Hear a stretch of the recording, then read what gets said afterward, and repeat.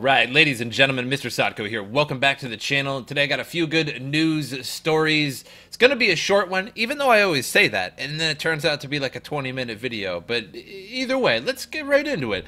The first article is that Ripple overtakes Ethereum as the second biggest crypto by market cap again. So this has been kind of an ongoing thing, off and on, for a good couple months now, that Ripple temporarily takes the second place. And as you can see, it's really only by a difference of about $400,000 or so. But the interesting thing about this is that if Ripple stays at the #2 coin for long enough, I feel like people will start to buy into it and pump it just a little bit. As you can see, it's one of the few coins right now that is actually green. So it just means that, like, when people see that as #2, they might think that it's going to continue going even further and then just pump more money into it. So that's going to be an interesting thing. So as data from CoinMarketCap confirms, Ripple's XRP is now the largest altcoin, losing less than Ethereum in the past 24 hours. So as a result, Ethereum is now the third largest crypto, repeating what has become somewhat of a pattern in 2018. As previously reported, XRP last overtook Ethereum fairly recently on the back of a rumored expansion of the token's usage. While not directly affecting Ethereum, the Bitcoin Cash fork appeared to hit the asset particularly hard. Ethereum to US dollar losing almost 15% versus Bitcoin's 11%. And then XRP US dollar fell 9.2%, the difference in the market cap being the two altcoins now just about $100,000. So no cause to celebrate, though. The short-term success of Ripple contrasts with the continued publicity battle Ripple has seen in months. So as Ethereum developers forge ahead with major technical developments, many have championed Ripple appears mirrored in criticism of both its products and senior executives who have delivered contradictory statements about the company. In October, Brad Garlinghouse hit back at accusations the network was overly centralized.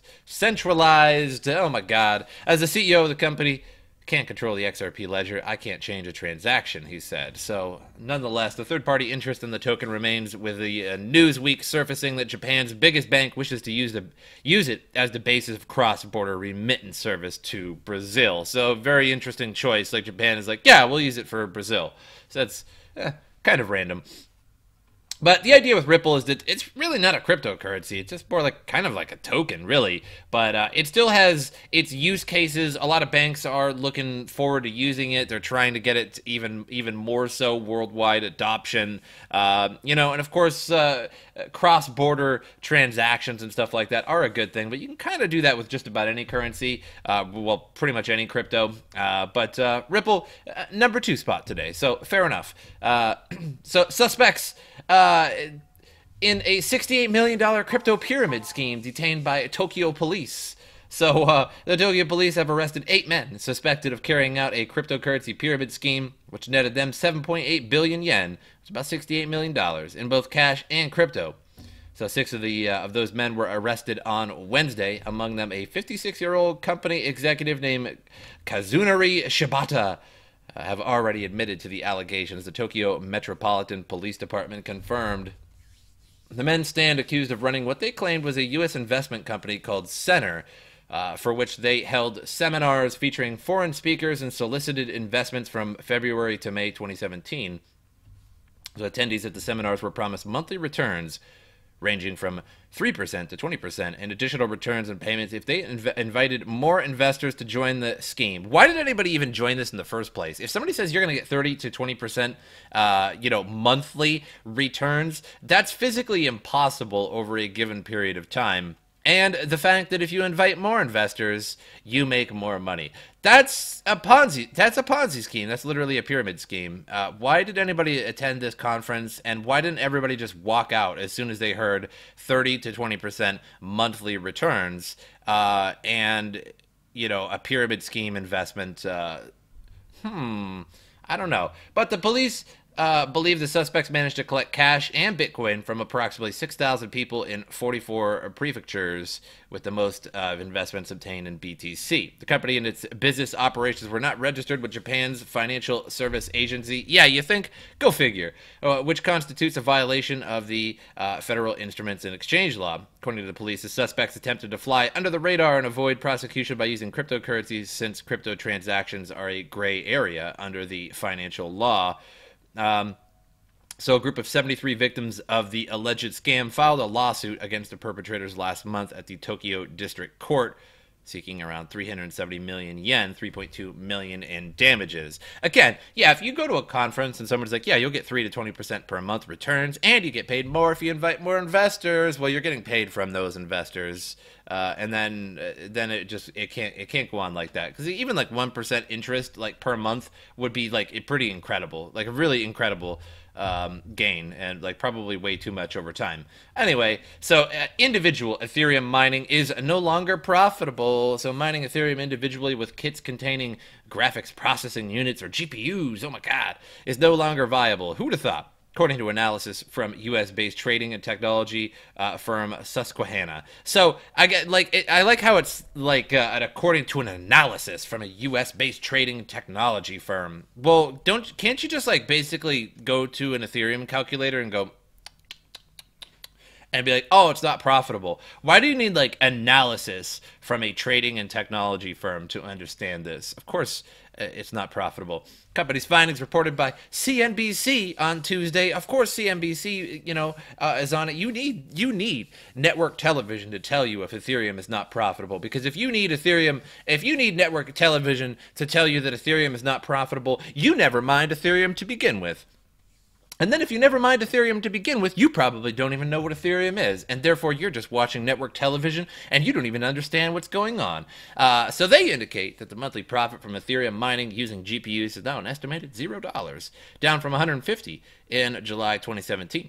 The slump in profitability is due to the recent crypto market downtrend and declining network hash rates. Actually, that's dead wrong. Not declining network hash rates, increasing network hash rates. Oh, who writes these news articles? Is that from CNBC? Did CNBC say that the market was in a downtrend, which is true, and that the declining network hash rates? Since when? If network hash rates were declining, then if you kept mining, then you would be making okay money, right? But holy crap, CNBC. CNBC, you can hire me today. I'll take $145,000 negotiable per year to help you out with these reports, because that's the stupidest thing I've ever heard. At the time of writing, Ethereum is priced at 198 cash money, more than 5% down for the same day, and 85% from its record high of around $1,350. Notably, the coin was trading at around 175 mid-July 2017, when, as per Susquehanna's data, GPU-reliant miners made a 147 return on investment. With no big difference in the Ethereum valuation, the network's declining hash rate is a great factor in the pattern observed. Oh my god. Oh my god, did a professional firm actually make this? Oh my god. I have to rub my eyes. So, okay. So, if the price is approximately similar to mid-July 2017, okay, well, it's a little bit different. Let's take $198, let's $175. Let's call that the same thing. Boom. Okay, let's call it the same thing. So, if the network's declining hash rate is a factor, wouldn't you be making the same amount? Right? No, so they have it backwards. Basically, the prices are about similar, but the hash rate is increasing because of ASICs and more GPUs and more GPUs and more GPUs, and that's why you're not making money. CNBC. Oh, CNBC. Mining Ethereum and other cryptocurrencies requires hash power. Of course it does, measuring the difficulty of finding new blocks and mining the coin. If more people are mining Ethereum, the hash rate goes up and vice versa. A higher hash rate is better for miners as it increases their opportunity of computing the next block and getting the next reward of cryptocurrency. Oh, okay. All right, we're moving on from this. This is just I had to show you guys this article. I can't go anymore. Yeah, sure, hash rate gets you more coins, but when the hash rate is massively increasing and yours isn't, that's when you're not making any money. That's why you're not making any money, even though the price is higher than what it used to be. wow, incredible. So I just wanted to end this with some coin market cap here real quick. 182 billion. $5,528 Bitcoin. We're starting to see somewhat of a reversal there, but it's more of like a flattening, and we can't really tell, if it's going to go down. Some coins are still going down, some are just flattening out, some are kind of going up and then going back down. All these coins are lit, bro. XRP is going to be the most decentralized cryptocurrency, up and down. All these coins are lit, bro. That's JR business. Those are some JR business quotes, guys, because if you want good crypto news, you need to get your ass to JR business. Anyway, let's show you. So basically nothing's happening with the market and it's still down. So we're day 2 of the crash. Anyway, let's check out Craig Wright's Twitter. This was his latest tweet. Well, he pinned it anyway. So it's his latest pinned tweet from the 14th. And I am blocked. Oh, Professor Faust blocked me. Oh my God. Why did he block me? Because I made some tweets against him. He didn't like them. So he blocked me. Oh, Craig Wright.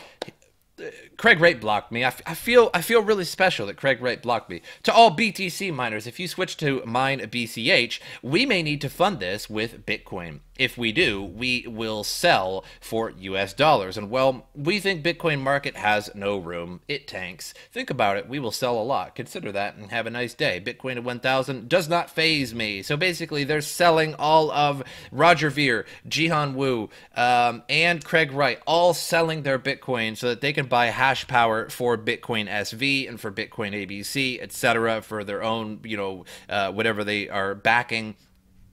And so far, Craig is winning with Bitcoin SV in the hash power, as of last time I checked anyway. So basically, they're all trying to pummel the market and dump it. So I think the market dumping recently is mostly from the futures expiring on the 14th, because they expired on the 14th. That was yesterday, and sure enough, oh wow, what a coincidence, it dumped.